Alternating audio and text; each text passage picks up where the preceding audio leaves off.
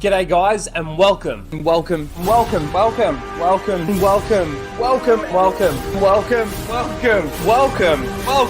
back to Casual Rage.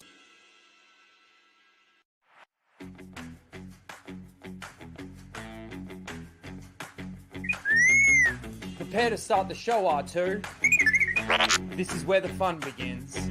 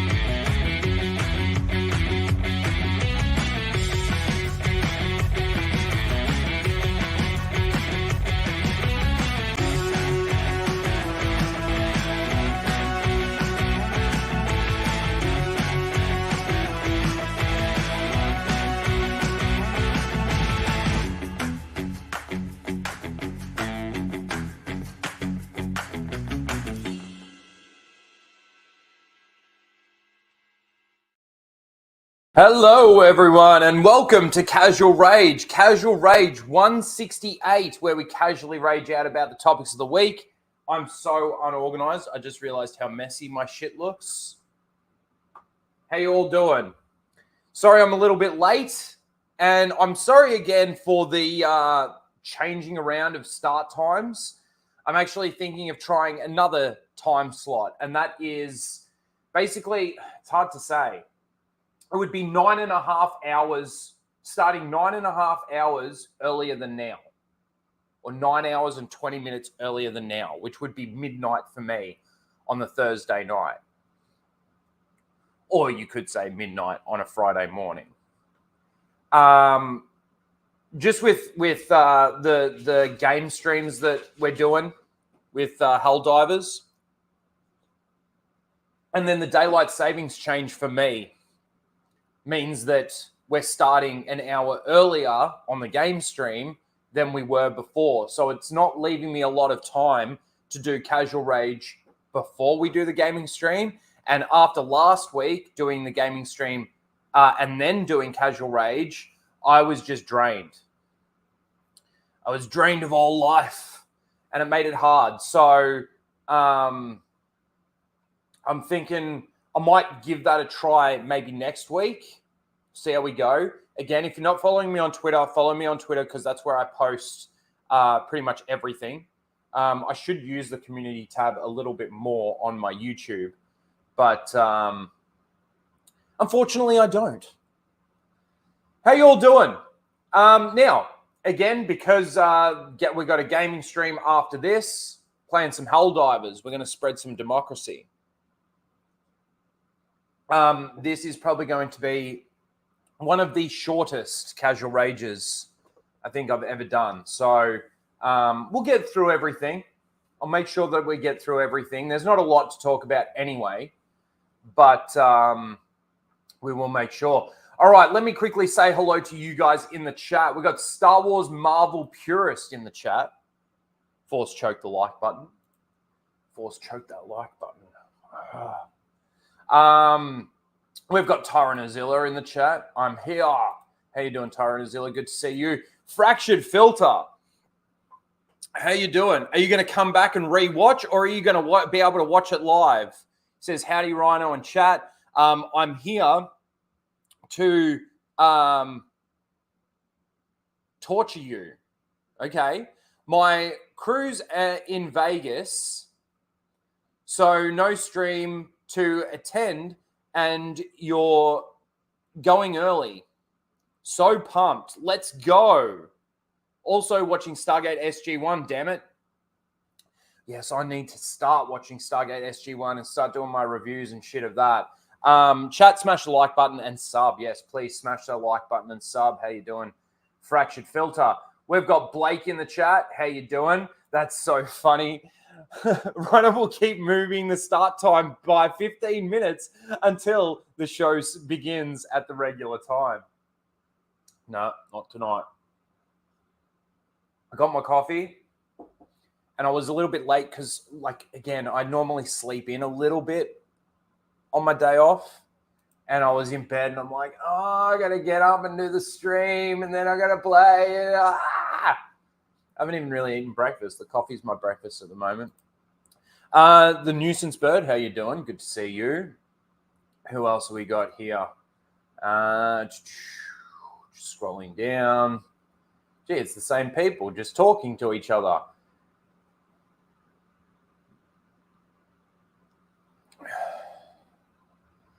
Oh, Zana, my favorite Star Wars female besides Leia. Zana is pretty awesome. She is pretty awesome. LDT3, good to see you. Huzzah. Mike Hill's in the chat. How you doing, Mike? Always good to see you. The great Mike Hill. Fear of FEMA. Star Wars Scran. I hope I said that right. Joshua, good to see you. Let's see. Who else have we got here?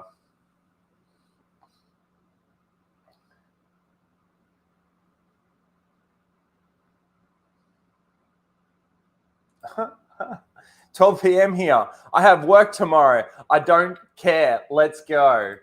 All right. Well, at least, again, the stream's not going to be super long, I don't think. So it should be all right. Quinton, how you doing? Ryan Gosling's in the chat. How you doing? Nitrium. Yes, for democracy. Knights of Melvin. Bad Batch is boring as hell. Worst Disney Star Wars show. It is boring as hell. I'll give you that. But as for the worst Disney Star Wars show, it's not good. Certainly not good. But I don't think it's the worst out of all of them. You know what I'm saying? Like, you could say that Obi-Wan Kenobi is definitely worse than the Bad Batch. It's just the fact. You know what probably does make Bad Batch actually worse than something like Obi-Wan Kenobi? It's the fact that they're trying to use it to justify the sequels. This is the thing. Like, I've seen a few people, and it's only a few, and it's a lot more of the shills. It's like, well, you know, if they are explaining how the sequels work and how all of that's happening, isn't that a good thing? Well, maybe, but let me put it to you this way. We shouldn't even need to retroactively explain what's going on in those movies. Shouldn't those movies, you had 3 movies to give us a good, solid, tight story, and by the end of it, I think people had more questions than ever before.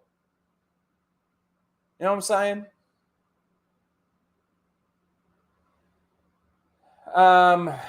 Run with Phantoms. Good to see you.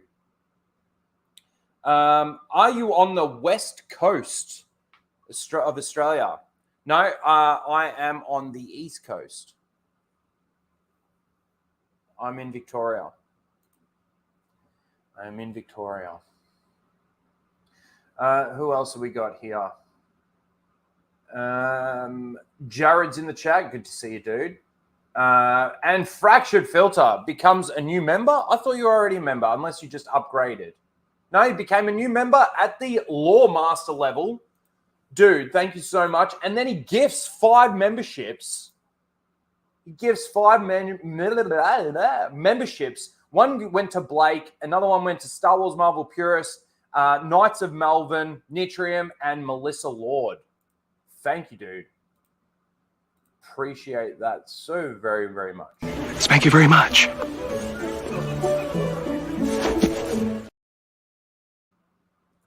Rhino is Melvin.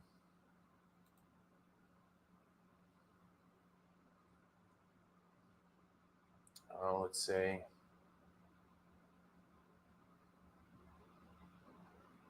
Unbelievably boring. I can at least laugh at the other shows. Man, you telling me you can't laugh at this? I mean, look at Ventress. You can laugh at that haircut. We're going to talk about Bad Batch because I've got some things to talk about in regards to that and my thoughts on it. Obviously, there is my review, and I tend to, go over the things, basically sort of the same things that I say in my review. Oh, I see somebody tagging Red Hoodwinked, and I must have. Oh, there you are. How you doing, Red Hoodwinked? Good to see you. Not only is it justifying the sequel trilogy, but female Django clone and the Force is female is getting worse. I agree. I do agree with that. Put a chicken in it and make her name it gay! What we got to do. That's what we got to do. Thanks for the reviews, Rhino. Well, you're welcome. You are welcome. Yes, rest in peace, Asajj Ventress. She should be dead, yes, and they gave her the Karen haircut. All right, let's get into this because, again, we don't have a lot of time today. So before we get into the first topic, I just came across a couple of things this week that I wanted to share with you guys.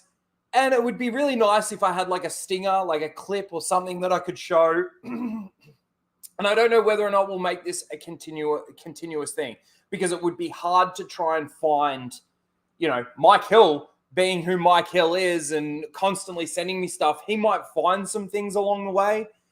Maybe it's a segment that we can do as long as we've got things to show. It's not something that we'll do every week. But we might do it, try and find something for once a month or something like that. How you doing, Tris? But it's going to be called something along the lines of something as simple as tell me you're a fake fan without telling me you're a fake fan. Oh, here we go. I got 3 clips to show you. Tell me you're a fake fan without telling me you're a fake fan. So I was rewatching a little bit of Grizzy's stream the other night. Now, Grizzy, I don't know how you do it, bro.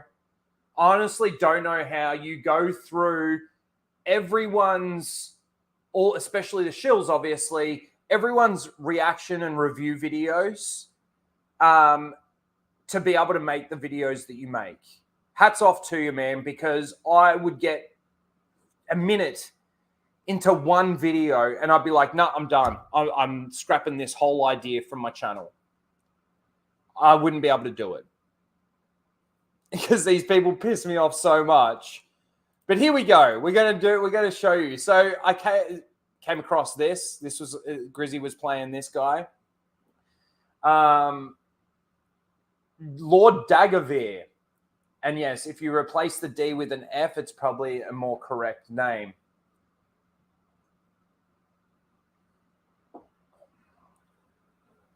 Should I just say it? Lord Fagavir. All right. And it's one little part. So he's reacting to the Tales of the Empire trailer. Let's just take a quick listen from here. Yes. Look at young Thrawn, me Thrawn Naruto, baby! Me Thrawn Naruto. Me Thrawn Naruto. Yeah, he's got the Me Thrawn part correct.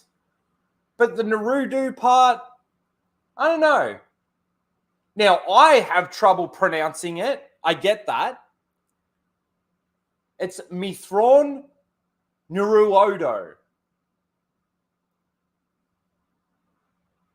Me Thrawn Naruodo. Let's just take another listen at that, eh? Yes. Look at young Thrawn, me Thrawn Naruto, baby!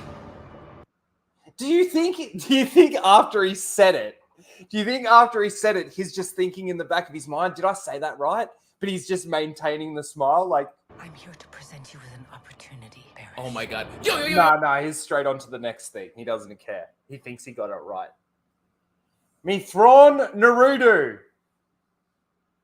He thrawned. He thrawned. Yes. Except my understanding is the Naruto Odo part, it's actually spelled, you might be just doing the pronunciation there, but it's N-A-R-A-O-D-O. Naruto. I believe it's close to how you pronounce it. It's certainly not how he pronounced it. Yo. It's certainly not. Yes. Look at young Thrawn, Mithron Naruto, baby. Mithron Naruto, baby! These people get so fake enthusiastic about this shit. Yes, there's the spelling. That's exactly how it's spelled. Mithron. Mithro. It's actually, yeah, there's no N. Mithro. It's still Mithro. Mithron. Neurodo. Rhino did it right. I know. He loves Elon Musk. Oh. King Chris, what up? We're just looking at people that are fake fans without telling us that they're fake fans. Charles, you're a fake fan. You know how I know you're a fake fan? Because you keep destroying all the Lego. All right. That's the first one. Second one is this. Now, funnily enough, I stumbled across this short yesterday. Let's take a listen. Star Wars news. Today it was announced that Dave Filoni's new movie is going to be called Heir to the Empire. For those who don't know, the Heir to the Empire books are considered the original sequel trilogy by many extended universe fans. Hang on a second. You say by many extended universe fans?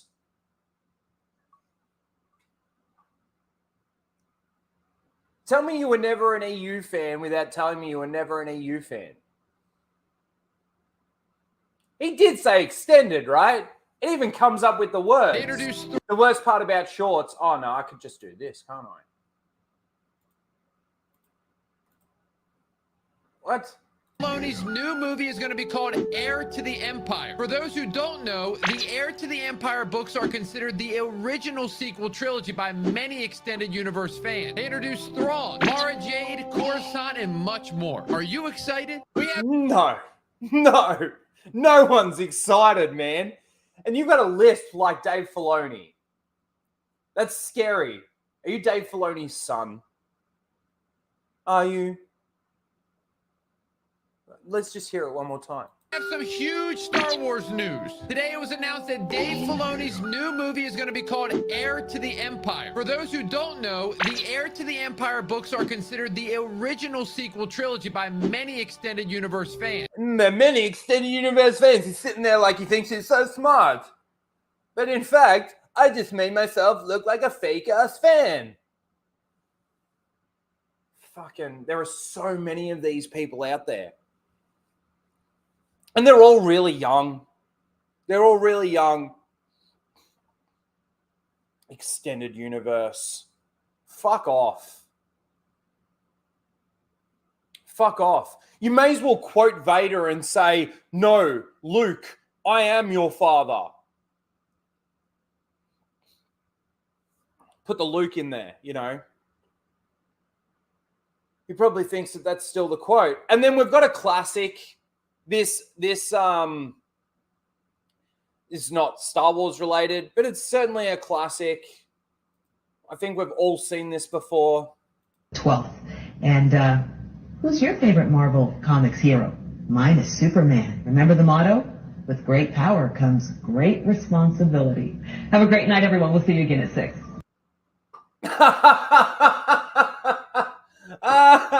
Who's your favorite Marvel superhero? Hang on, let me pick someone from DC, and let me give him a quote from a completely different character. 12th. And who's your favorite Marvel Comics hero? Mine is Superman. Remember the motto? With great power comes great responsibility. Oh Have a great God. Do you reckon when they like, all right, that's a wrap, cut, whatever? Do you reckon someone told her?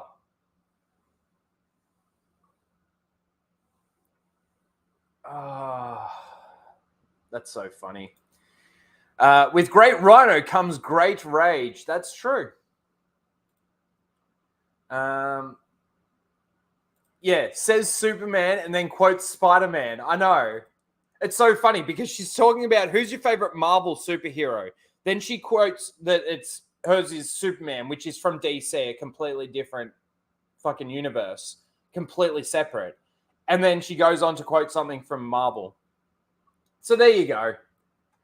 There's 3 examples of tell me you're a fake fan without telling me you're a fake fan. Yep, that clip was great. It is. All right. Now that that's done, let me get these out of the way. All right. Now, I saw this clip, and it was put out by this gentleman right here, of Michael Stackpole talking about George Lucas and Mara Jade. Now, it's a 30-second clip. I just want to quickly play this, give my quick thoughts on it, and then we'll move on. But I had to bring this up because a lot of people do talk about, there's another clip that actually OG Star Wars put out from Matt Wilkins, which I probably should have brought up as well, but I don't have that right now. However, a lot of people obviously like to say that the EU was never canon. That if George still had control, he wouldn't be doing anything, wouldn't be adapting any of the stuff from the EU, all of that kind of garbage, which I don't believe. I know that there was a completely different thing with the sequel trilogy with Maul and stuff like that, but I still feel like he would have kept a lot of the elements of the EU sort of intact, if you know what I mean. But also, too, the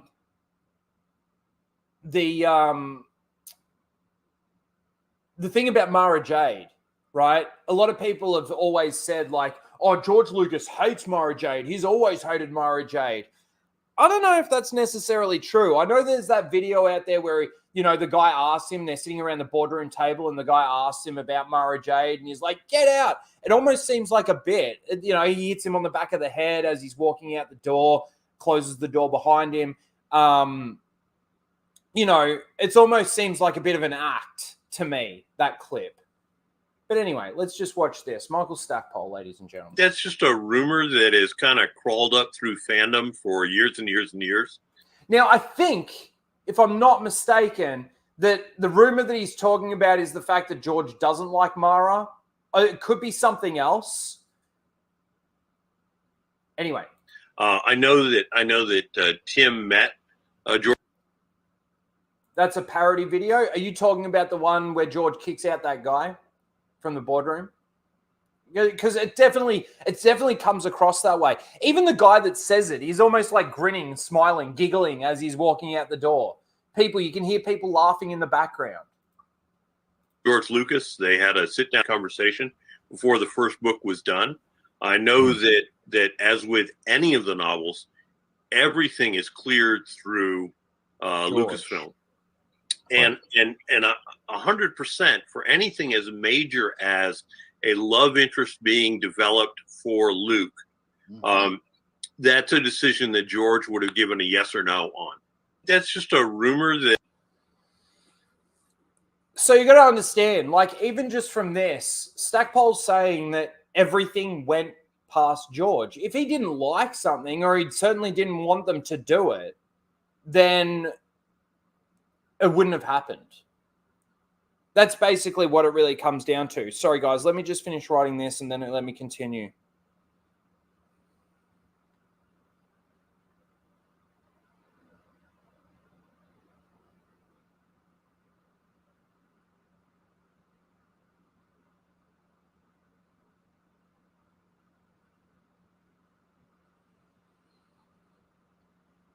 All right. God, it's Flash saying he's ready to go in 10 minutes.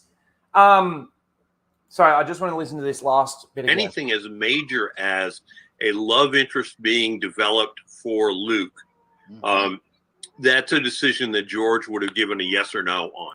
There you go. So you gotta understand that George had ultimate control over his universe, over his IP, over the people creating the books. George has talked about it. And everybody that's ever worked, like, you know, doing books or, you know, closely with George has talked about it in the same way. It's kind of like how the narrative of Jake Lloyd and Ahmed Best, right? And even Callie Marie Tran, that's her name, I think it is. You know, the whole bullying off social media and all of that garbage, right?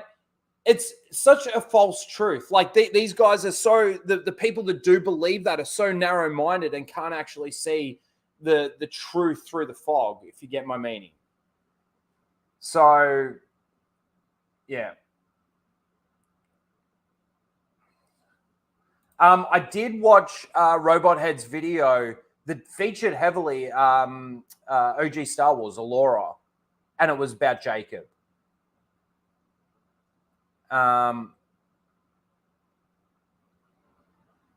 Yeah. No, but I did see that, and good to see you, Cell Shade. Anyway, I just wanted to point that out because the more evidence and the constant evidence that we get of people talking about the EU and characters from the EU and George just goes against that whole narrative of George, you know, George never really considered the expanded universe to be canon, or, you know, George always hated Mara Jade. All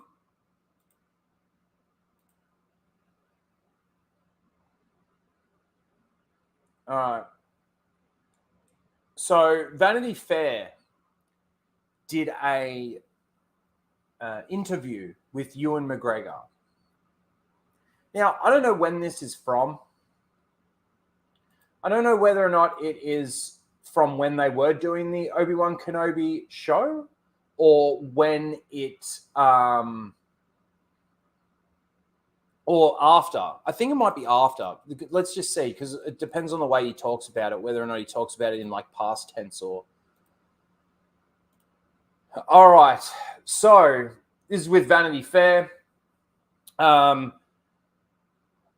Oh, there you go. Ewan McGregor re-watches Obi-Wan Kenobi and discusses making the series and returning to Star Wars. So this is the first bit. Let's take a listen. The first episode used to start with me as a waiter in a bar. You know, like he's really lost his way, Obi-Wan. He's working in a bar. He's drinking too much. I get beaten up. People are kicking me, and I'm just like taking it and then stotting out, you know, into the night. I mean, that was... See, even just the way he explains, like, what the original maybe idea that they had, I mean, that is no better than him working as a fucking, what do you call it, like a butcher in the sand. Like, you're talking about it like, you know, oh, he was going to be working in a bar, he was drinking too much, he was being beaten up. Like, even in the Obi-Wan Kenobi novel, that was never a thing. Never a thing. The Force guided him and kept him, you know, somewhat out of trouble. There's no galactic threat in the Obi-Wan Kenobi novel. He stays on Tatooine and he deals with the situation on Tatooine that ends up making Luke's life a little bit easier. tries to make his life a little bit easier. In that first year on Tatooine, he'd sort of lost his way. He was constantly thinking about Anakin, And then at the end of that first year, when he finally realizes or finds out that Vader is still alive, and this is in the Rise of Darth Vader novel, at the end of that book, it's so funny because you've got the Obi-Wan Kenobi novel, you've got the Kenobi novel, and then you've got the Rise of Darth Vader novel, which basically in the timeline run parallel with each other. And then at the end of the Rise of Darth Vader novel, sort of caps off the Obi-Wan Kenobi novel. I highly recommend reading both of those books, by the way. But see, this just goes to show how inept the writing room at Lucasfilm really are. How ridiculous and pointless a lot of their thoughts and a lot of their, they probably thought that they're like, even having him working in a bar, drinking too much. The other thing too is the one thing that I liked about the Obi-Wan Kenobi novel is that Obi-Wan still used the Force, but he used it in such a way, right, that no one could actually recognize or have this realization of who it actually is doing the things that are being done. He did it so covertly and it's so perfect that nobody sees what's going on. Of course, Greg comes in. No, the Kenobi book is boring trash. Go and watch. It's so funny, man. Go and watch Tuscan Bob's review of the Obi-Wan Kenobi book. He hates it because it's boring. I like it because I like it because of actually kind of that pace that it's got. I actually really do.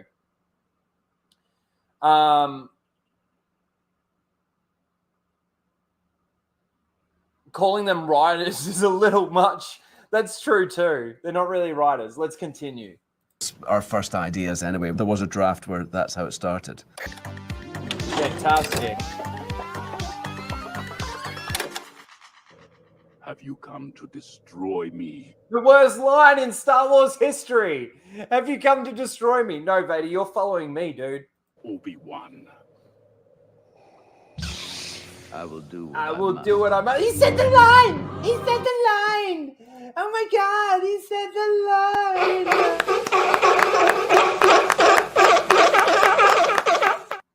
I mean, it's been a huge journey being part of Star Wars, and for the longest time, the prequels came out. There was no social media. There was no direct communication other than critics. Hang on a second. Doesn't that go against the fucktards narrative? The prequels, you were universally hated by the fans. They were toxic. It'd been a long time since those original three films. They obviously were so important. They meant so much to so many people, including myself. And so it was hard. It was a big decision to do it. It certainly wasn't what I'd been doing today. It wasn't a no-brainer for me to say, oh yeah, I'll do it. I'll be Obi-Wan Kenobi. Until I got nearer and nearer to getting the role. And as I got closer and closer to it, auditions and callbacks, and then, I can't remember how many, but as I got down to the last two... I don't know. He's got to be talking about auditioning for the prequels. Surely they didn't make him audition for the Obi-Wan Kenobi series. It had to be my role. And so then to do it and the sort of excitement of it was like massive. It was such a massive film to shoot. And then for it to come out and to be sort of really panned was hard. I had no experience of that. That was all a bit of a confusion. So when 3 finished, I was off. I just was like... see you later, and I didn't think too much about it. It was panned by the critics. Some fans I don't doubt, and I know fans out there that don't like the prequels, and that's fine. It didn't. Those fans though, I don't think that they view the prequels as badly as they view the sequels, despite the flaws that the prequels have. And there are some flaws in there, it still tells somewhat of a cohesive story. Made great friendships. I loved working with Natalie. I really liked working with Hayden. I liked working with Ahmed Best, who played Jar Jar. I really had a great relationship with him. It was years later that everyone starts, you know, now there's Instagram, there's Twitter, there's whatever. And every day I'm seeing people going, when are you doing another Obi-Wan? And I realized there's this, like, oh my God, there's this real desire. I was surprised, and also, like, I thought it was quite funny, you know, that it was just every day. And then I was be interviewed about it all the time. Ewan, you know who those people are that are messaging you on Twitter? 50% of them are bots, and the other 50% of them are pronoun shippers that all they want to see is Reva again, because they think Reva is one of the best characters of all time. They like when they see you, and they like when they see Qui-Gon, and they'll clap, but they don't give a fuck about the story, because if they gave a fuck about the story, they would be shitting all over your fucking TV series. Because Obi-Wan Kenobi is, for the character destruction that it does to multiple characters, it's not just the damage that it does to Obi-Wan. This series does damage to Obi-Wan Kenobi, Luke Skywalker, Leia, Bail, Vader.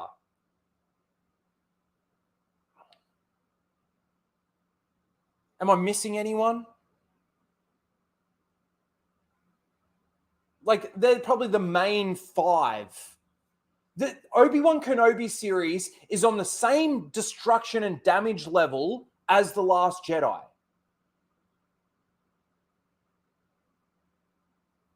But yet that's been softened by dickheads like Doomcock and stuff like that, because, you know, the entire Civil War thing from ages ago, it's not Kathleen Kennedy doing it, it's John and Dave doing it. They're pushing their agenda.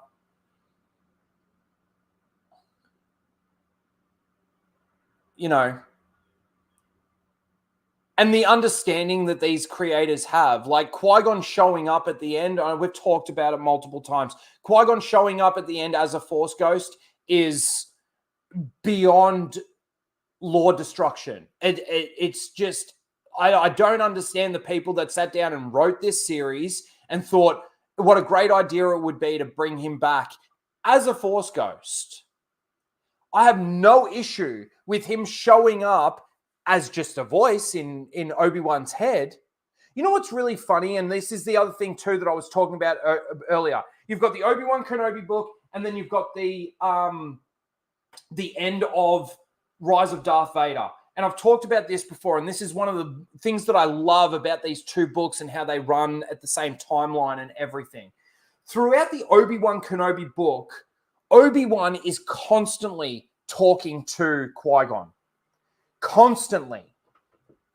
Now, at one point, he's just talking out loud. When he's in his hut by himself, he's just talking out loud. But then there's a moment where somebody overhears him talking to himself, right? And that gets reported, and that gets back to him.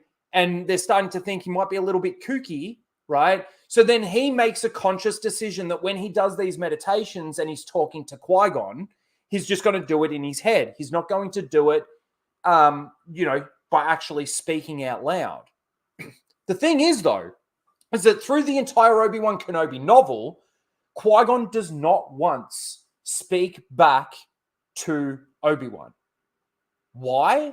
Because you could speculate this, but I have a feeling that it's because Qui-Gon is just allowing the Force to guide Obi-Wan on this next phase, right? He's not interfering. He is just allowing things to play out the way that they play out. If Qui-Gon has foresight, right, as being one with the Force, then interfering with that, it's kind of like with Doctor Strange. You know, if I tell you what happens or how to get to this one period that we actually win, right, it won't happen. It's a bit like that, right? You can kind of think about it like that. But then what happens at the end of Rise of Darth Vader for Qui-Gon to actually finally speak to Obi-Wan? What actually happens? Obi-Wan finds out that Vader is still alive through the holonet, right? Because there is news that goes around to the entire galaxy, so people find this shit out, right? He's in a bar, he sees it on the holonet, Vader's still alive. He starts freaking out, thinking to himself, how could I be so stupid to bring his son to his home planet, right? Should I take Luke and run even further away? He's freaking out. Guess who comes along to put his mind at ease? Qui-Gon. Doesn't appear. He's in the middle of the street, a busy street in Mos Eisley. I think it's Mos Eisley that he's in. And Qui-Gon's talking to him. No one else can hear it. Only he can hear it. And he's talking back, but he decides to duck off into an alleyway so people don't think that he's a weirdo, right?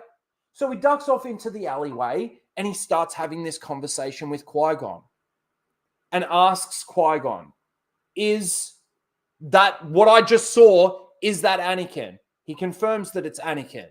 He starts freaking out even more and saying, I need to take the kid, I need to run. And Qui-Gon's like, hold on, Obi-Wan, slow down a minute.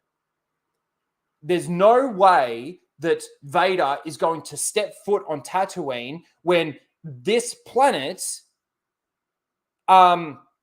it's basically the fact that Vader would be too scared to set foot on Tatooine for the fear of awakening Anakin inside Vader. And that conversation puts Obi-Wan at ease to the point where he's like, oh, well, we are safe here then. That's the first time in a year that Qui-Gon speaks to him. It's because he starts freaking out and thinking, I need to take Luke and get even further away. And all Qui-Gon pretty much does is say, no, Obi-Wan, you're doing the right thing. You're at the right place. You're on the right planet. You don't need to go anywhere.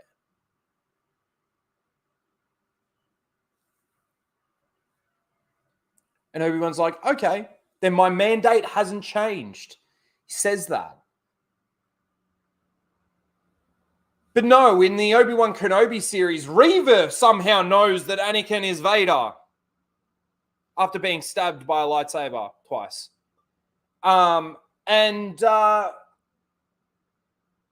know. It's like he's been on Tatooine for 10 years because Luke's like a 10-year-old boy and he hasn't once heard on the holonet, the Empire, the Emperor, the Vader, never once in 10 years. What a load of crap.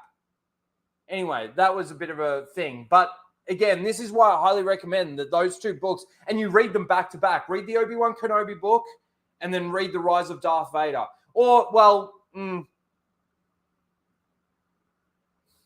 it's hard because you almost want to read the entire Revenge of the Sith trilogy because that's really good. You could almost go, okay, what's the first book called? I can't even remember now. I'm drawing a blank. Anyway, the first book in the Revenge of the Sith trilogy, then read Revenge of the Sith, then read the Obi-Wan Kenobi book, and then read The Rise of Darth Vader. Because again, those two books run parallel with each other in the timeline. Here we go. The end of every interview was like, will you be playing Obi-Wan? I didn't, there was no plan. No one had ever talked to me about it. Ultimately, it got so embarrassing because I was constantly saying, yeah, I'd be up for it. And then it was like weeks of, he's up for it, he's going to do it. And, you know, everyone reading in a lot too much into what I'd said. So in the end, I got in touch with somebody at Disney. That's right. Sorry, Labyrinth of Evil. That's the one. And we sat down in an office and she just said, you're saying that you would like to do it again. And all we want to know really is, do you mean it? And I said, I'm glad to have this opportunity to say, yes, I would love to do it again.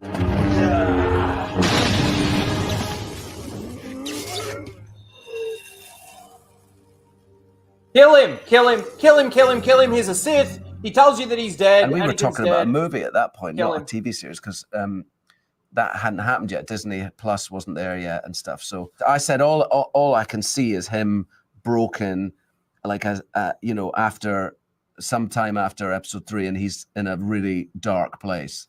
Anakin's gone. This is the thing too, though, is that despite how broken Obi-Wan Kenobi was after the events of Revenge of the Sith, even in the Obi-Wan Kenobi book, he is still optimistic. He's still set in his mandate. None of that ever changes. None of it. He is a strong-willed person, and he's strong in the Force, and he trusts in the Force, and he never goes down this quote-unquote dark path.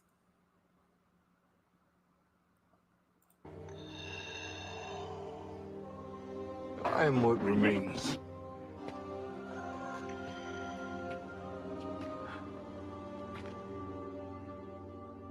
I'm sorry. I appreciate that. Rhino, my first video was about Labyrinth of Evil, and I gave you a shout out. You rock, Rhino, greater than theory. I appreciate it. I'm sorry, Anakin. For all of it. It wasn't really written so emotionally, I don't think, but there was something about seeing Hayden and something about working with Hayden again in that state there that made me feel that. It took me by surprise as anyone else. I think when it started happening, everyone, like, there was a lot of people on set for this. Like, whenever Hayden was there, I mean, it's a testament to the people, how the love people have for him, and that whenever Hayden came on set, there was just hundreds of people. You could have heard a pin drop. It was amazing. Just people were like, when we walked up, people were crying at the monitors. It was really amazing to do. I have no doubt that when a person gives an emotional performance like that, I mean, I felt nothing watching it. So being in the room, I probably would have been exactly the same, probably felt nothing, right? But I can understand that, you know, if a person's pouring out those emotions on a set, like, other people can feed off that emotion. I don't doubt that. But yeah, that's basically, you know, there's been a lot of talk recently about them doing a season 2 of Kenobi, you know, or, you know, not a lot of talk about it, but just Ewan McGregor saying that he would do it. And, you know, a lot of the pronoun people and the shippers want a season 2. All right. But again, I want to say this. If you have not read the Revenge of the Sith trilogy, and you have not read the Obi-Wan Kenobi book, I highly, highly recommend them. Despite what Greg wants to say in the chat.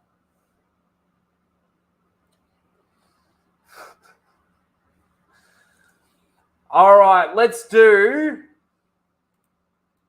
So last week we watched the trailer for...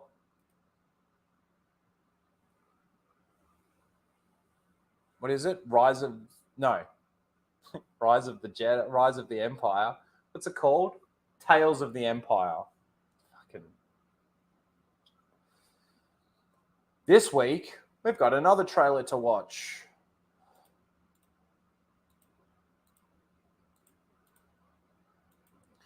So, story trailer for Star Wars Outlaws. So this trailer dropped this week. I just want to show you over on the YouTube side, Ubisoft. This is the second trailer now that's been ratioed in a row.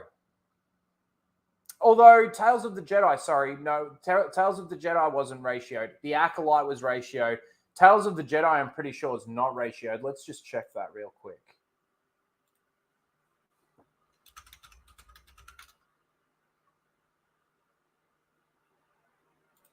Oh, we could have just clicked on that. Idiot. Could have just clicked on it. Where is it? There it is. Why do you see? Yeah. 161,000 upvotes to 10K down.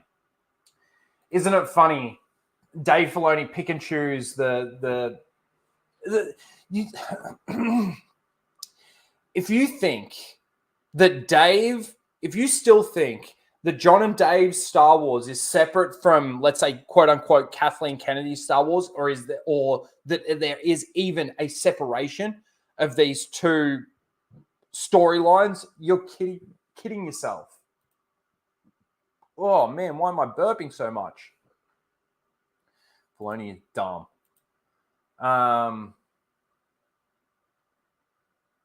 No. I've actually decided. It was never really like a thought, but the moment the thought came into my head on whether or not I would be getting it or not, I'm not buying it. I'm not playing it.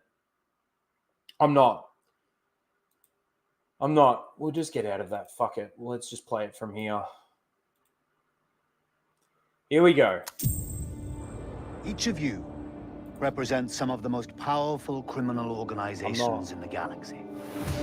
Pikes, Crimson Dawn. Oh, yeah. Now, I haven't watched this trailer, but I have seen people's reactions to the trailer and stuff like that. And as soon as they mention Pikes, don't they? Pikes, Crimson Dawn. Crimson Dawn. So everybody was like, "Oh, Crimson Dawn! Crimson Dawn!" He said the thing. Huts. It's a golden age for the underworld. The Empire controls. And this is another thing too. Would the underworld refer to themselves as the underworld?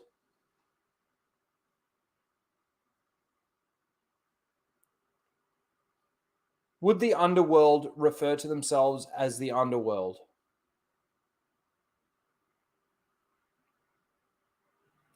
Or is that just bad writing? What do you think? Every corner of the galaxy, but they're distracted by a rebellion that won't quit. It's an opportunity to make millions. Kay Vess, the underworld's favorite new scoundrel. We meet at last. What do you want? Zarek Besh. They're new, rich, and lethal. You crossed their boss Sliro, and now he wants you gone. Rob his fortune and buy your freedom. Oh my god. This job, it's a death wish. Han Solo. I'm in. Oh, hang on. We didn't do the thing. We gotta do the thing.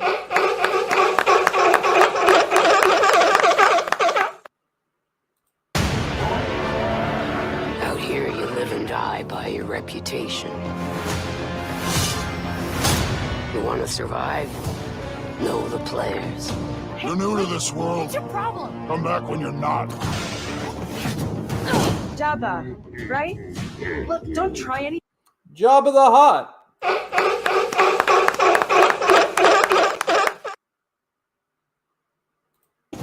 I got a whole crew surrounding the.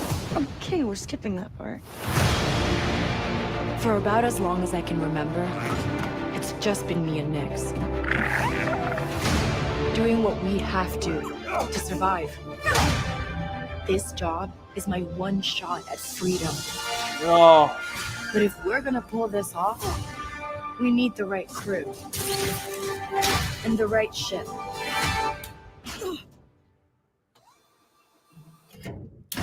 Yes!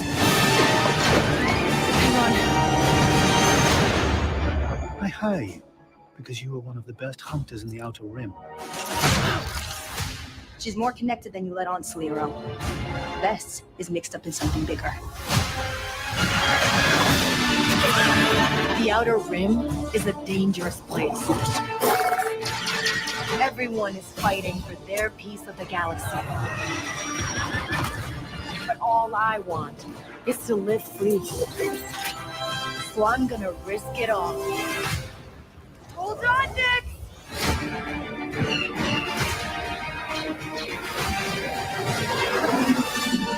Star Wars Outlaws. So that Nyx thing, that like Nyx character that sits on her shoulder, this thing here, is that going to be like the BD droid?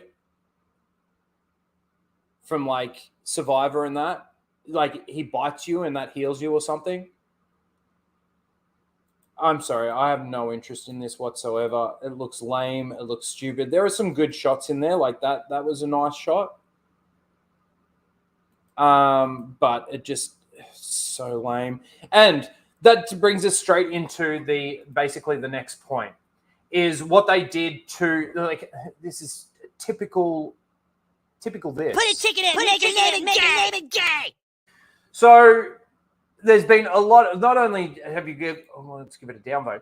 Not only do we have a massive ratio. Now, when I had a look at this yesterday, I had 60-something thousand downvotes to like, I think around the 30, high 20s, something like that, upvotes. We are now currently sitting at 32,000 up to 81,000 down. So there's been a lot of talk about this, right? If you think Kay Vess, fucking what a name, is ugly, you are delusional. I'm sorry, but she's got a lot of manly features. She does. They does? Who knows? It probably is a they, them. Them does. And then Flash took this shot and posted this. That is the actress for this character. And a lot of people, there was a lot of back and forwards with a lot of people and stuff like that.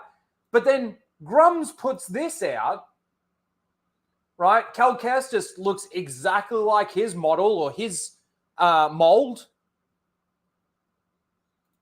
But they can't do the same thing with this character. Look at the teeth, man. You look homeless. That's probably the biggest thing to come out of this trailer is what they've done to the actual actress that plays the part.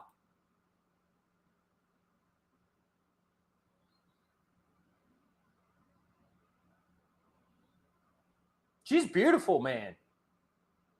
No denying that.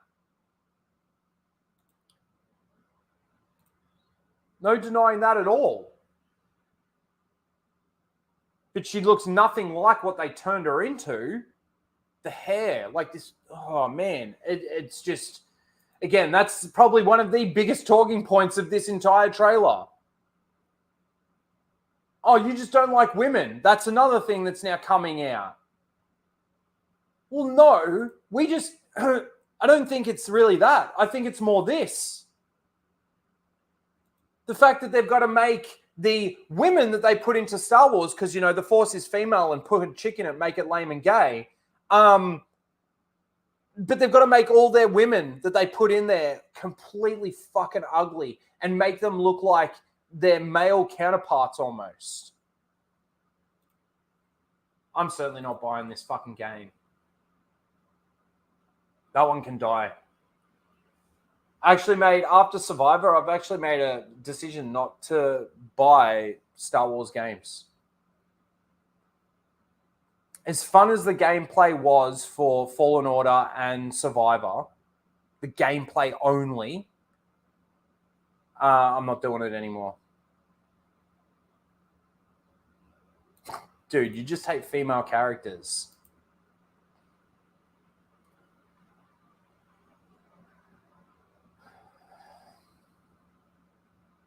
Makes our own side look petty and cringe.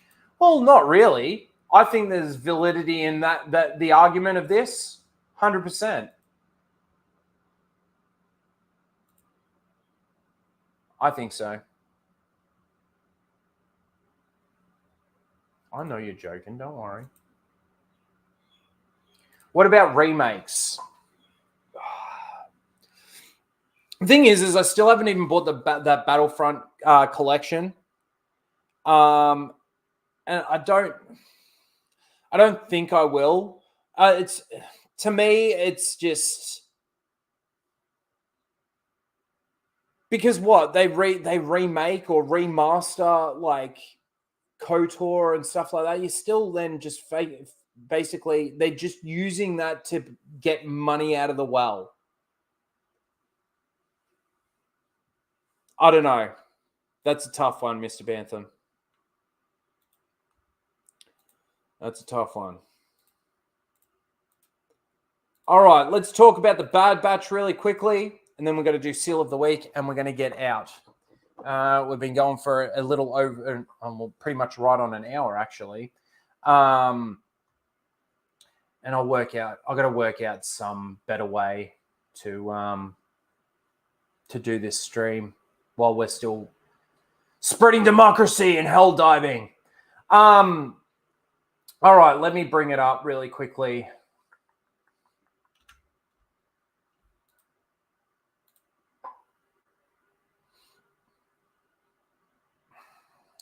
Let me just say, this episode of The Bad Batch was another nothing burger. Nothing new happened. We as the audience didn't learn anything new. The characters didn't really learn anything new. Can't I find it? Bad Batch. Yeah, there wasn't really much in the episode at all. Come on. Okay.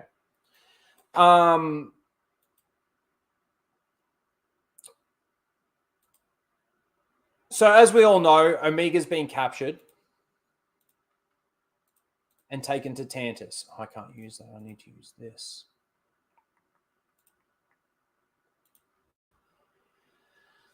So Omega's been captured and taken to Tantus. Now, this is the thing. They've created a bunch of mystery boxes through this final season of The Bad Batch.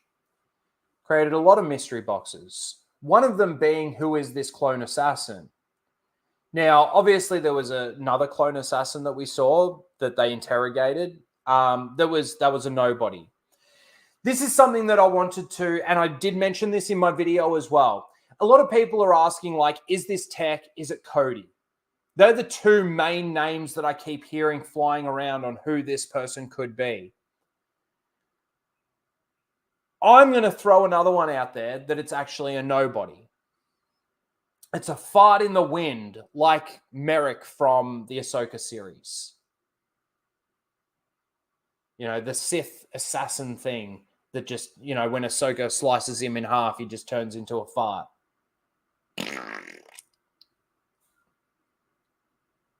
So I'm just going to throw that theory out there because this is what Star Wars, this is one of the things that Star Wars has become now. It's like, create the mystery box, let the fans speculate, sit out there, put their theories out there, all of this kind of thing. And then either give the fans what they're speculating and what they want, quote unquote fans. I'm using that word fans very lightly. Or subvert the expectation and make it nobody. And you remember how many people were talking about fucking who Merrick could be? It went for ages until the moment where he turned into a fart and it was nothing. It was just some, Night Sister magic. Black Girl magic! So, I just wanted to point that out. I think that there's a possibility that this clone assassin, after all the speculation, could be an absolute nobody. So, Omega gets taken in, starts getting tested. Emery's still going through her moral fucking battle with herself in regards to what's happening. Omega asks the question, like, Emery says to Omega, "You're safe here. You're safe now." And Omega just goes, "Am I?" And Emery's like, looks off to the side and like, well, maybe not. And then it cuts back to the Bad Batch. Fee shows up. Fee takes them to Imperial prison where they've got to break out. I can't even fucking remember his name. This guy. It's not important enough to fucking remember. He's from earlier seasons. And apparently he's got the information of how to get to Tantus. And Crosshair was holding back on them. He had this information. He had this intel, knowing where he is. the whole time. But Crosshair just doesn't want to go back to Tantus so badly that it was a last resort. You know, if Omega hadn't have been captured, then Crosshair still wouldn't be telling them this is how we get to Tantus. Anyway, they break him out amazingly. No one gets hurt amazingly. And they break him out, and they don't yet, like, apparently he doesn't know where Tantus is, but he knows how to get the information to get there.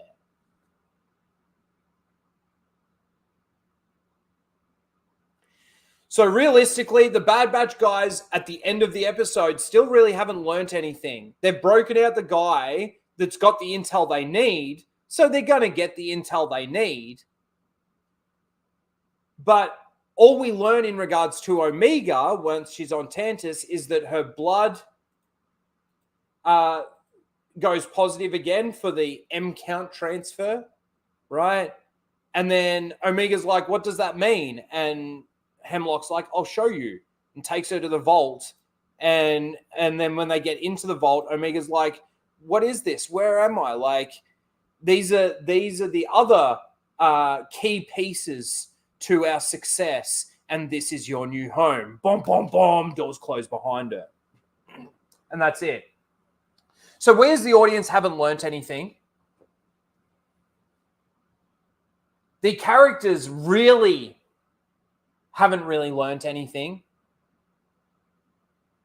Now, this episode, and I think probably most likely the next episode, is setting up the double episode finale. That'll probably be the case. But I do see a lot of parallels with the story writing, or the way that they write the stories, from The Mandalorian. And I mentioned this in my video too. What they do is they give you, throughout the season, they give you this character, that's their cameo episode. You get this character, that's their cameo episode for the season. You get this character, their cameo, this character, their cameo. And then by the end, everybody comes together to take on the big bad, or, you know, do the final mission. You got to remember too that this is the final season of the Bad Batch. There isn't any more after this. Now, that's not to say that they couldn't give you something through like a Tales of the Jedi, or, you know, Tales of Omega, something like that. But what? It's just going to end and they've broken her out? What? Are they going to blow up Tantus? They're going to blow up the mountain? Like, where could they possibly end this with a satisfying sort of ending? You know what I mean? But also, too, they're going to culminate and bring everybody together. So who have we had throughout the season so far? We've had Fee. She might fly them in, might fly them out because they don't have a ship. So you got to think Fee's going to be like the Boba Fett, like the taxi driver, right? And I say Boba Fett because Boba did that in The Mandalorian? Season 2, the end of season 2. So Fee's going to be their pilot. Fee's going to be their taxi driver. You're going to have Fennec Shan. Fennec's going to help them find Asajj because Asajj has now got this connection with Omega. And Fennec has got a connection with Omega as well. You're going to get Rex. And most likely, you're going to get Wolf. Now, with Wolf, I have a feeling that there's a possibility that Wolf will already be in Tantus, and throughout their escape, Wolf is going to be the key to them escaping. Like, he's going to be the one that actually gets them out of a tight, sticky situation in one of those final 2 episodes, that then he defects and goes off with Rex, and then obviously, you know, the next time we see him is in Rebels with Rex. I mean, look, I could be wrong, but I don't think I am. And this is how predictable it is. That I can sit here and say, after everything that I've watched through Disney Star Wars, what I'm seeing here and the parallels that I'm seeing with the storytelling that they're doing in this is basically the same as what they did in The Mandalorian. Basically the same as what they did in Boba Fett. Boba Fett was a very similar thing.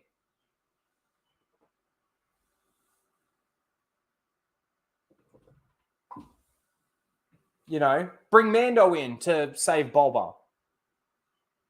Save Mos Eisley. Wherever the fuck they were. Asajj is dead. Yes, she is. Well, and that's the episode. So again, we don't really learn anything. There's nothing new. And where they close off this season, this series, I mean, I can't say with any great certainty, you know, that they're going to blow up Tantus, but there's certainly no one's going to die. You know who? Actually, I take that back. You know who probably will die? Crosshair. The best character that they've got in the entire series.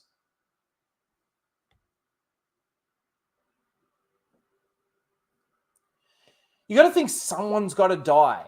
If they infiltrate Tantus, someone's got to die. They can't keep doing all of these missions and not even get a flesh wound. Like, even in that mission where they took on that high-level bounty hunter, that cockroach fucking praying mantis-looking creature with Fennec, no one got hurt. Not even a scratch. Not even a scratch.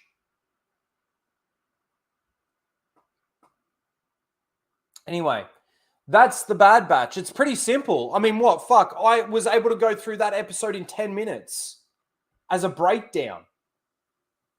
There's not much to break down. It's pretty simple.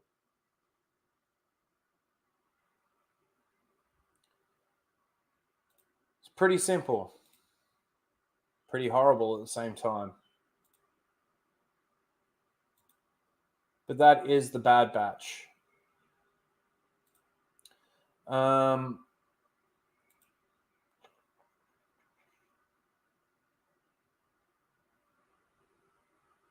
don't really have a video to watch. So look, we're going to do Seal of the Week. I know this is a really, really short stream. But we're going to do Seal of the Week, and I'm going to wrap the stream up. Like I said, I'm going to finally find a spot where I can do this and still do it really well and still give you guys what you really deserve and what you want, while still being able to do some of the other things that I want to do, like play Helldivers. I will be streaming that, by the way. Let me quickly put... They're already playing. I told them, I go, I'm doing my stream. Play a match or two, and I'll jump in shortly. All right. There's the link to my Twitch. Drop it a couple of times. I'm going to be over there once we wrap this up. All right. All right. And we're going to do Seal of the Week the same way that we did it last week. Where is my thing? Here we go.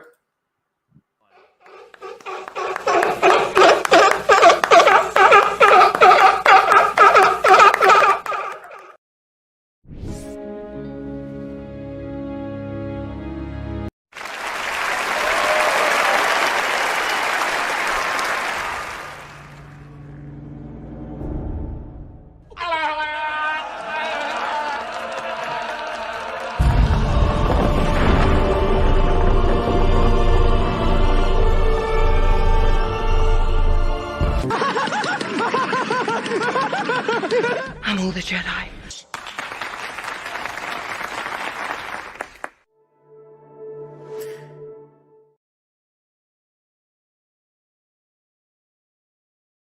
All right, so this week, Dan is back in town.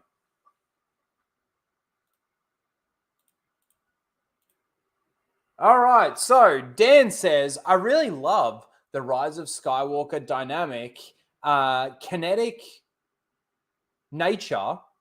Okay. This is good filmmaking. Ray's not here, is she? Hyperspace skipping. Oh, you know how much I hate that. Oh, oh.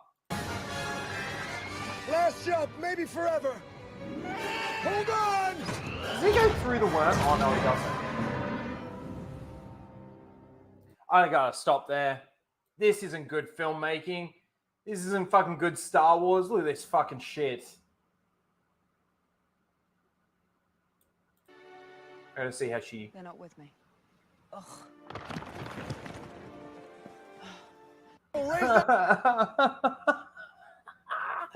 All right, so that's the first one from Dan. The second one is also from Dan. So we're doing the same thing again. It's Dan's 2 versus Jacob's 2. All right, so this is one of the best Star Wars book covers ever. Really? I think even the old school Heir to the Empire cover is better than this. What are these? Oh, man. They're those fucking plant creatures or whatever.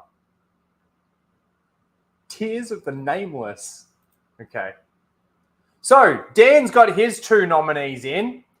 And then we've got Jacob. Now, I've got to say this really quickly. So, Star Wars Holocron says, love this shot of the Jedi readying for battle in the Acolyte.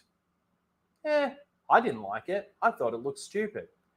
But then Jacob jumps in and goes, I'm going to be 100% real. I don't know how someone can watch and praise this moment from Attack of the Clones only to turn around and hate on this moment from the Acolyte. They're 2 very different fucking things, man. 2 very different fucking things. So that's Jacob's first one. And Jacob's second one is this. Just feel like I need to make something clear. I don't love the sequel trilogy, Rogue One, Solo, and other recent Star Wars projects because they were funded by through Disney. I love and appreciate them because it's clear that the directors, cast, crew, and everyone else involved were clearly passionate about the stories they were telling, as well as continuing such a beloved saga. It's too bad that those directors, cast, crew, and everyone else involved has no idea how the Star Wars galaxy works and just decided to fucking shit all over the lore and canon and continuity of Star Wars for their own passionate stories.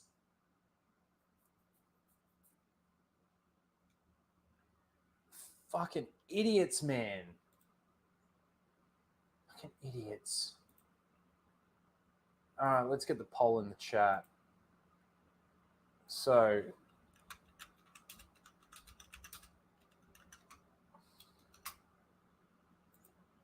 we got Dan and we got Jacob.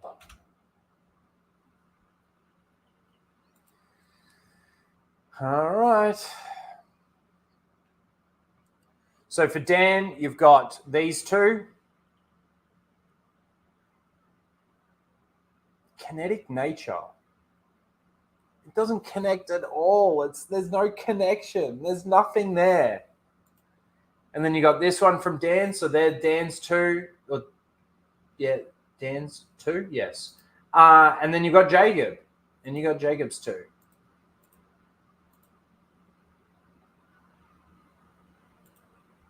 Get your votes in, ladies and gentlemen. Get your votes in. Jacob, for you. Yes, he does love his Grogu wife. Jacob, it's retarded. Yes. Jacob for the win.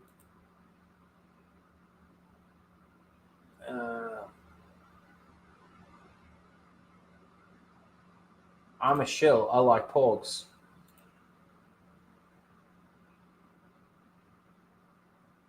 J. Icob.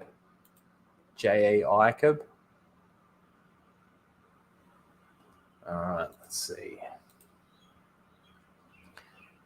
Oh, man, we got 17 votes in the poll.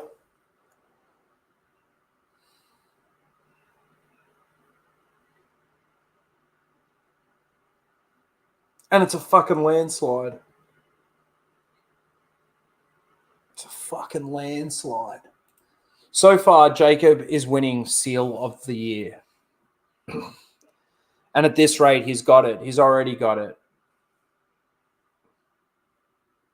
We're only a quarter of the way, a little bit over a quarter of the way into the year. And Jacob so far won Seal of the Year.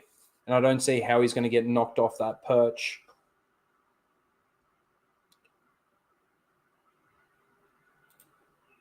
All right, we got over 20 votes. We got 21 votes in there.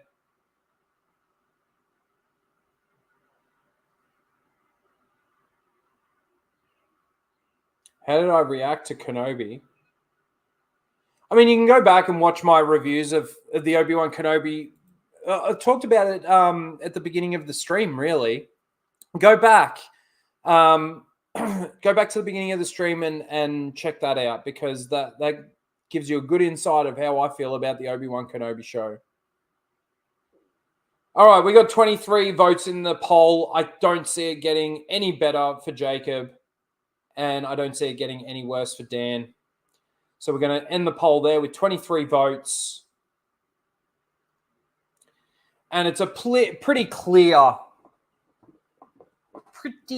result there. So Dan, with his 2 tweets here, with 8% of the vote, comes last. And Jacob, with 91%, I don't know how that adds up, because to me, 8 and 91 only adds up to 99.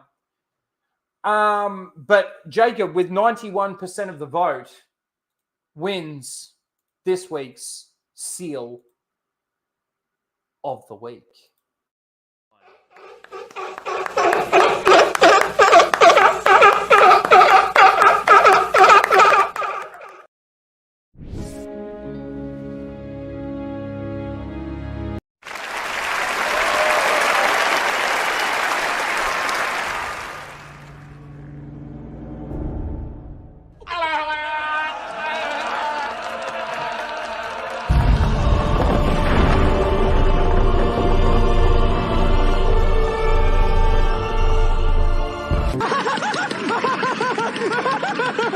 I'm all the Jedi.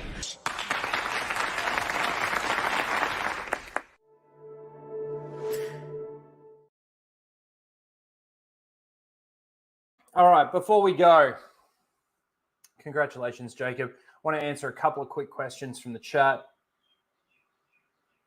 Mr. Bantham asks, when does The Acolyte come out? And he goes, is that the next thing to come out? I believe it is. No. Sorry. We got 3 episodes left of Bad Batch. Then I think that there's like 3 weeks, something like that. And then Tales of the Empire comes out. And then I think by the time Tales of the Empire finishes, The Acolyte then drops. So I think it's only like from when Bad Batch finishes, The Acolyte comes out like a month and a half or something like that after Bad Batch ends. And Angela asks, how would you react if they brought back Reva or brought Reva back? To be honest with you, I want them to do it. It'd be really fucking bad. And how would I react? Like how I reacted to seeing Reva in the first place. Pulling my hair out going, what is the point of this character? How does her motivations or anything like that make any sense whatsoever? So there's a little bit there where like I would probably get a little pissed. But at this point in time, fucking do it. I mean, fucking make sure, give Rian Johnson his trilogy at this point in time. Do it. It's not to say that I'm not going to watch it, because I am. I've never once said that I'm going to stop watching Star Wars. And not at this point in time anyway. Down the track, I might get to the point where I'm like, okay, I'm just really over it now. And I might stop. But at this point in time, I'm not there. But yeah, just keep releasing the garbage that you're releasing. Tales of the Empire is going to be absolute garbage. The Acolyte is going to be absolute garbage. The Rey movie is going to be absolute garbage. Mando and Grogu, that movie is going to be absolute garbage. You know how I know this? Because everything that they've come out with has been absolute garbage. It's like when I hear some of the people out there going, oh yeah, I've hated everything that Disney has done, but you never know. The Acolyte might be good. I know that there's not too many people saying that about the Acolyte, but I'm just using that because it's the next thing. I want to say to those people, what has Disney Lucasfilm, what has Disney Star Wars done to give you any form of faith, even just a pinprick of faith, that they could do good Star Wars, that they could actually tell a good story? Name one thing that they've done. I'm sure you might get a few people out there saying, oh, Luke Skywalker's return at the end of Mando Season 2. That was good. That gives me a little bit of faith that there's somebody there that knows what they're doing. I disagree massively. I think that scene with Luke does more damage to Luke Skywalker. And I can't be the only person that sees that. I think even Theory has come out and said, yeah, I was a little bit blinded by my tears. When Luke came back, I couldn't see through the water in my eyes. Mike Hill for 5 says, Bad Batch May 1 finale, Tales of the Empire May 4th. So there you go. So, all right. So then it's pretty much straight after, I think, Tales of the Empire that we get the Acolyte, isn't it? Close enough. Oh, no way. Did he say that? Did he say that? RIP Star Wars for 4-month member chat. Thank you for the support and the membership. Star Wars is back, baby. Star Wars Theory. What? After watching what? Tales of the Empire? This is another thing that I don't understand is he was shitting on the Ahsoka series. Now, it's funny that he was shitting on it also while also giving it like 8s, 9s out of 10, right? But then, you know, if you hear the way he does his rating system, he's only giving it that rating based on other Star Wars, Disney Star Wars products, not like the overall like entertainment sphere. Fucking retarded. But yeah, he was shitting on parts of the Ahsoka series, and it just seems that Tales of the Empire is giving us a prequel story to that. We're getting an origin story for another character that's dead. But you know what? No one's ever really gone. She's going to come back as a zombie witch. Morgan Elsbeth. Thank you, RIP Star Wars. All right, that's where we're going to call it. We've been going an hour and a half. I think that's good. Again, next week, we might try the Thursday night thing. So again, if you're not following me on Twitter, follow me on Twitter. You'll see the notification there. And of course, if you're not subscribed, subscribe. Hit the bell. You'll get the notification of the stream. Smash the like button. If you're coming in and re-watching the stream, I appreciate it. Please smash the like button and subscribe if you're not subscribed. To all the members and the super chatters, I appreciate your support. You go above and beyond to support me, and I appreciate that. And to everybody in the chat that just comes in and hangs out or lurks, I appreciate you guys just as much. You guys are all awesome. Watch Stargate SG-1, damn it. All right. I will. I'll do it. Eventually. Eventually. There's too much happening. I've got stuff to do with the full Aussie, which is really tough to try and get around doing that while I'm doing everything that I'm doing for my channel. And then on top of that, as soon as fucking Bad Batch ends, we've got Tales of the Empire. And then as soon as that pretty much ends, we've got The Acolyte. I don't know what's going to happen after that. What else have we got this year? Skeleton Crew. The show that nobody knows anything about or cares about, mind you. Anyway, that's where we're calling it. Guys, you guys have been awesome. Appreciate all of you. We will see you next week for another breakdown, and keep your eye out for when we're actually going to do that. Guys, take care. Put a ticket in and make your name gay! They came bounding over. Fuck off! Disney! You fucking cunt! A few minutes? Are you kidding? At the rate they're gaining? No, what is it? You have to shoot this. Traveling through hyperspace is like Dustin Crop's kid. Without precise calculations, we fly too close to a store, or bounce into a supermarket, and then yeah, be a hell of a mess. What's that? Watch. You're losing the deflector shields. Go strap yourselves in. Be careful on the way out. Yeah, sure. I'm taking it very cautiously. You go away. We bounced too near a supermarket?